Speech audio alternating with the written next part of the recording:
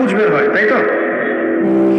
একটা হাদিস পড়েছি, রাসূলুল্লাহ সাল্লাল্লাহু আলাইহি ওয়াসাল্লাম বলেন সাল্লাল্লাহু আলাইহি ওয়াসাল্লাম যে জাহান্নামে আমাকে মেরাজের রাতে জাহান্নাম দেখানো হয়েছে। মেরাজের রাতে আমাকে জাহান্নাম দেখানো হয়েছে। তো সেখানে আমি দেখলাম যে কিছু মানুষকে এই জাহান্নামীদের রক্ত আর পুঁজ খেতে দেওয়া হচ্ছে। মানে আল্লাহ জানেন কেমন করে, রক্ত আর পুঁজ পান করতে দেওয়া হচ্ছে। কারণ জাহান্নামের পিপাসা লাগবে না, ক্ষুধা লাগবে না, ক্ষুধা লাগবে। খাবার খেতে চাইলে জাক্কুম, আর পানি খেতে চাইলে হালিম, গরম উত্তপ্ত পানি। আর যে রক্ত আর পুঁজ, রক্ত আর পুঁজের একটা মিশ্রণ খেতে দেওয়া হচ্ছে।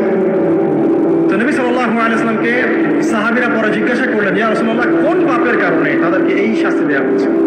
নবী করিম সাল্লাল্লাহু আলাইহি ওয়াসাল্লাম বললেন, তাদেরকে এই শাস্তি দেওয়া হচ্ছে একটা পাপের কারণে, সেটা হলো মাদক দ্রব্য সেবন করা।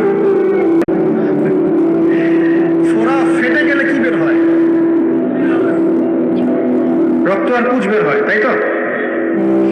একটা হাদিস পড়েছি, রাসূলুল্লাহ সাল্লাল্লাহু আলাইহি ওয়াসাল্লাম বলেন সাল্লাল্লাহু আলাইহি ওয়াসাল্লাম যে জাহান্নামে আমাকে মেরাজের রাতে জাহান্নাম দেখানো হয়েছে। মেরাজের রাতে আমাকে জাহান্নাম দেখানো হয়েছে।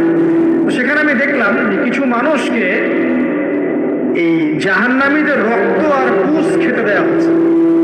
মানে আল্লাহ জানেন কেমন করে, রক্ত আর পুঁজ পান করতে দেওয়া হচ্ছে। কারণ জাহান্নামের পিপাসা লাগবে না, ক্ষুধা লাগবে না, ক্ষুধা লাগবে। খাবার খেতে চাইলে জাক্কুম, আর পানি খেতে চাইলে হালিম, গরম উত্তপ্ত পানি। আর যে রক্ত আর পুঁজ, রক্ত আর পুঁজের একটা মিশ্রণ খেতে দেওয়া হচ্ছে। তো নবী সাল্লাল্লাহু আলাইহি ওয়াসাল্লামকে সাহাবীরা পরে জিজ্ঞাসা করলেন, ইয়া রাসূলুল্লাহ, কোন পাপের কারণে তাদেরকে এই শাস্তি দেওয়া হচ্ছে? নবী করিম সাল্লাল্লাহু আলাইহি ওয়াসাল্লাম বললেন, তাদেরকে এই শাস্তি দেওয়া হচ্ছে একটা পাপের কারণে, সেটা হলো মাদক দ্রব্য সেবন করা।